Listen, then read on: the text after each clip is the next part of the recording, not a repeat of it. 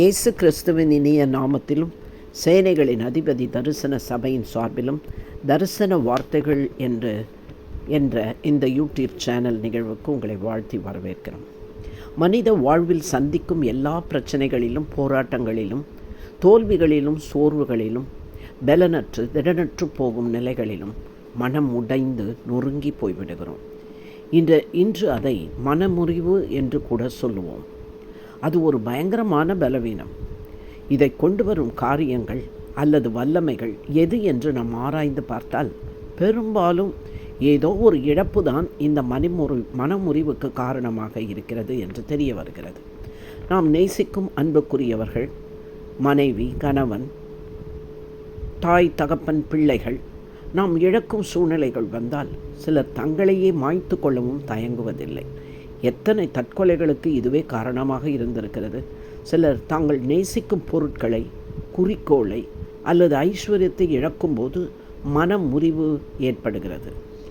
எனக்கு தெரிந்து ஒரு வீட்டில் ஒரு வாலிபன் தான் சேர்த்து வைத்திருந்த உண்டியலை வீட்டில் உள்ள பிள்ளைகள் திரிந்து கொண்டார்கள். மனம் உடைந்து கடிதம் எழுதி வைத்துவிட்டு ஓடும் ரயிலிலிருந்து குதித்து தற்கொலை செய்து கொண்டார். சிலருக்கு எதிர்காலத்தின் பயம் அதிகமாக இருக்கிறது. ஒன்று சொல்லுகிறேன், கேளுங்கள். எதிர்காலத்தில் என்ன நடக்கப் போகிறது என்று நமக்கு தெரியாது. ஆனால் எதிர்காலத்தை ஆளுகிற தேவனை நாம் நன்றாக அறிந்திருக்க வேண்டும். பரிசுத்த வேதாகமத்தில் தாவீது என்ற அராஜாவை குறித்து சொல்லப்பட்டிருக்கிறது. கஷ்டம், நஷ்டம், துன்பம், துக்கம், இடைவிடாத சோதனை, வேதனை, நிந்தை, அவமானம், பாரம், விசாரங்களினால் வாழ்ந்து கசந்து அலைந்து திரிந்த அவனுடைய வாழ்க்கையில் அவனுடைய மாமனாரான சவுல் ராஜா பழிவாங்கும் எண்ணத்தினால் பொறாமை கொண்டு மருமகனை, அதாவது தாவீதை வேட்டையாட அலைகிறான். எத்தனை பேர் வாழ்க்கையில் இப்படி வேட்டையாடி ஒன்றுமில்லாமல் அவர்களை நிர்கதியாகி நிற்பதை பார்த்து மகிழ வேண்டும் என்று அநேகர் காத்து கொண்டிருக்கிறார்கள். நம் மக்களாகிய தன்னுடைய மகளாகிய மீகாளையும் தாவீதிடமிருந்து பிரித்து வேறு ஒருவருக்கு மணமுடித்து கொடுக்கிறார் இந்த சவுல் ராஜா.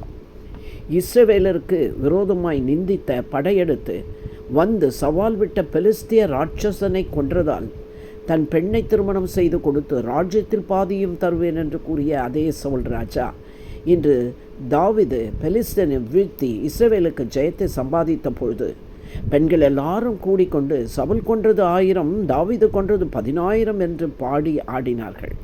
ராஜா சவுலுக்கோ இருதயம் கொதிக்க ஆரம்பித்து விட்டது. காடுகளிலும் மலைகளிலும் குகைகளிலும் தாவீதை துரத்தி அடித்து அந்த மாமனாரை விட தன் மருமகன் தாவீது அதிக செல்வாக்கையும் மரியாதையும் ஜனங்கள் மத்தியில் அவன் படைத்ததால் பகை உணர்வை வளர்த்து கொண்டான். தேவனால் இவன் ராஜாவாக அபிஷேகிக்கப்பட்டிருந்தாலும் ராஜா தாவீது தேவனால் ராஜாவாக அபிஷேகப்பட்டிருந்தாலும் தன்னுடைய மகன் அப்சலோமினால் எதிர்க்கப்பட்டு துரத்தப்பட்டு வேதனையோடு அலைந்து திரிந்த காலங்கள் உண்டு. இன்றைக்கு எத்தனை பிள்ளைகள் பெற்றோரை அவர்கள் ஆஸ்தியை அடையும் பொருட்டு ஏமாற்றி வாங்கி கொண்டு கொள்ளையடித்து அனாதைகளாய் தெருக்களில், பஸ் ஸ்டாண்டுகளில், ரயில்வே ஸ்டேஷன்களில் கைவிடப்பட்டு இருப்பதை அறியும்போது நம் மனம் உடைகிறது. தன் பந்த பாசத்தை இழந்தவனாய் தாவீது அலைந்து திரிகிறவனாய் சொந்த வீட்டாராலும் ஜனத்தாலும் தள்ளப்பட்டு உடன் பிறப்புகளினாலும் தகப்பனாலும் மறக்கப்பட்டு அசட்டை செய்யப்பட்டான் தாவீது. உறவுகளின் உண்மையான அன்பை இழந்தான். நாம் நேசிக்கும் அளவுக்கு நம்மை நம் உறவுகளோ, நண்பர்களோ, குடும்பத்தாரோ நேசிக்காமல் இருக்கலாம். ஆனால் உங்களை உண்மையாய் நேசிக்கிற தேவன் இயேசு கிறிஸ்து உண்டு என்று ஆறுதல் அடையுங்கள். தாவீதோடு இருந்த தள்ளப்பட்ட, சிறுமைப்பட்ட, கடன்பட்ட அநேகர் அதுல்லாம் குகைகளிலும் மலைகளிலும் காடுகளிலும் தாவீதோடு கூட அறைந்து திரிந்து கொண்டிருந்தார்கள். தாவீது அவன் மனுஷர்களோடு சிக்லாகு என்ற இடத்துக்கு வந்தபோது அமலேக்கியர்கள் என்ற அவர்களுடைய சத்துருக்கள் சிக்லாக்கை கொள்ளையடித்து அதிலிருந்த ஸ்திரீகள், சிறியவர்கள், பெரியவர்கள் அனைவரையும் சிறைப்படுத்தி கொண்டு போய் அதை தீக்கொளுத்து விட்டார்கள். தாவீதின் 2 மனைவிமார்களையும் கூட சிறைப்படுத்தி கொண்டு போனார்கள். தாவீது மிகவும் நெருக்கப்பட்டான். அவனோடு இருந்த மக்கள் மனக்லேசத்தினால் தாவீதை கல்லறிய வேண்டும் என்று சொல்லி கொண்டார்கள்.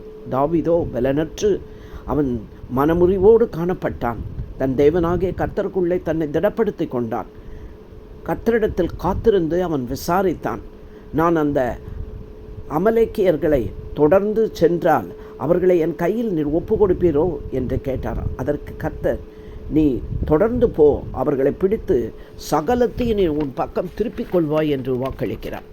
உடனே சகலத்தையும் திருப்பிக் கொள்ளும்படியாக தாவீது அவர்களை தொடர்ந்து போய் ஒன்றும் குறைவுபடாமல் சகலத்தையும் திருப்பி கொண்டு வந்து அன்றைய தினத்தில் அவன் சொன்னான், இது தாவீதின் கொள்ளை என்று கர்த்தருக்கு அவன் நன்றியோடு நடந்து கொண்டான். எந்த ஒரு இழப்புகளுக்கும் மனமுறிவுக்கும் ஏதோ ஒரு பரிகாரம் உண்டு, ஒரு விடிவு உண்டு, ஒரு வழி உண்டு இல்லையா? கர்த்தராகிய இயேசு கிறிஸ்துவை நோக்கி காத்திருந்து அழுது ஜெபியுங்கள். கர்த்தருக்குள் உங்களை திடப்படுத்தி கொள்ள பழகுங்கள். தேவ ஆலோசனையின் பிரகாரம் திட்டமிட்டு யுக்திகளை பயன்படுத்தும் போது சகலத்தையும் நீங்களும் தாவீது திருப்பிக் கொண்டது போல நீங்களும் திருப்பிக் கொள்வீர்கள். தாவீதுக்கு இழப்புகளுக்கு பதில் கொள்ளையாய் அது அமைந்தது. அன்றைக்கு தாவீதினுடைய கொள்ளை என்று சொன்னார்கள். இன்றைக்கு உங்களுடைய என்னுடைய பெயரை அதில் போட்டு எங்களுடைய கொள்ளை, இன்னாருடைய கொள்ளை என்று நீங்கள் சொல்லிக்கொள்ள முடியும்.